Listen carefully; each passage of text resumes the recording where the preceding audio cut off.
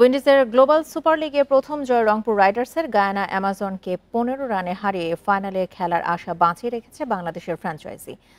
প্রভিডেন্সের slow উইকেটে toss জিতে আগেই ব্যাট করে 117 রান করে রংপুর রাইডার্স। সর্বোচ্চ 58 রান করেন খুশদিল শাহ, সোহান করেন 15, রিশাদের ব্যাটে আসে 10 রান, 3 উইকেট ডুয়াইন প্রোটিরিয়াসের। এদিকে দুটি করে উইকেট নেন তানজিম সাকিব, ইমরান তাহির ও গুদাকেশ মতি। লক্ষ্য তাড়া করতে নেমে রংপুরের বোলিং আক্রমণে 5 বল বাকি থাকতেই 102 রানে অল আউট হয় গায়ানা। 13 রান দিয়ে 4 উইকেট শিকার কামরুল ইসলাম রাব্বির, রিশাদ ও মাহিদের শিকার একটি করে। প্রথম 2 ম্যাচের নাটকীয় হারে পিছিয়ে পড়ে রংপুর। ভোরে লাহোর কালান্দার্সের মুখোমুখি হবে বিপিএল দলটি।